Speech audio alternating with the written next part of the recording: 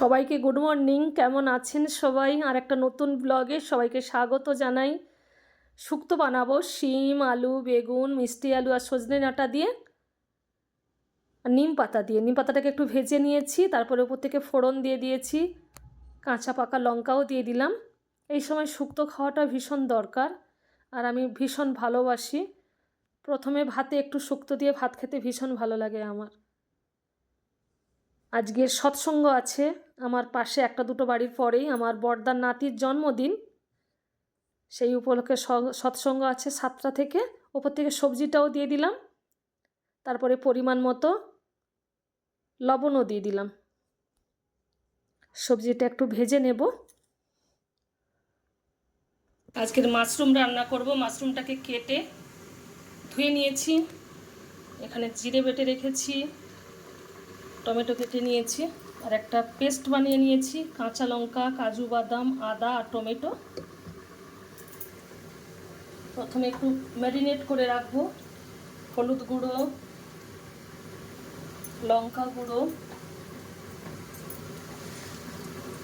সামান্য পরিমাণ মিষ্টি, পরিমাণ মতো লবণ দেব।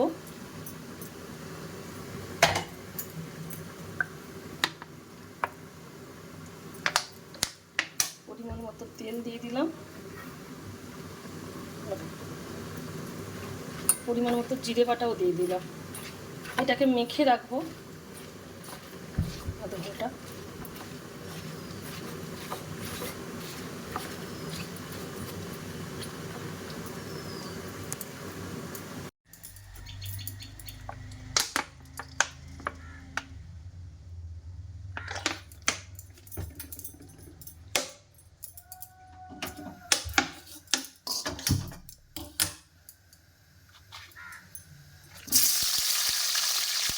তেলের উপরে টমেটোটা দিয়ে দিলাম আর এই যে বেটে রেখেছিলাম কাঁচা লঙ্কা, টমেটো, কাজু বাদাম, আদা আর একটু তেজপাতা,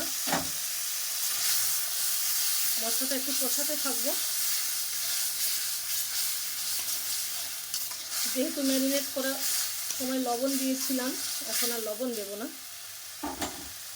মশলাটা কষানো হয়ে গেছে, এবার এই যে ম্যারিনেট করে রেখেছিলাম মাশরুমটা দিয়ে দিলাম।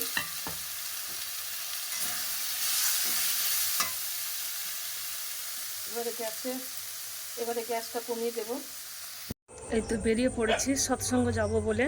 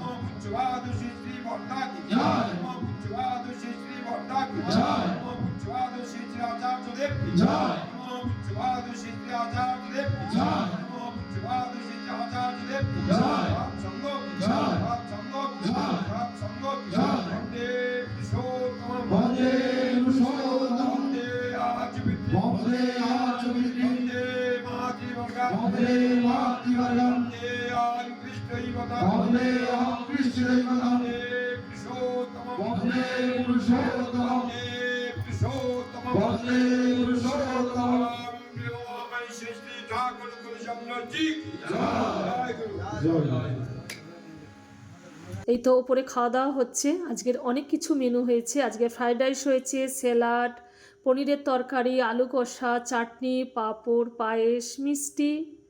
তাহলে আমরা খাওয়া দাওয়া করি, আবার পরের ভিডিওতে দেখা হবে। সবাইকে জয় গুরু।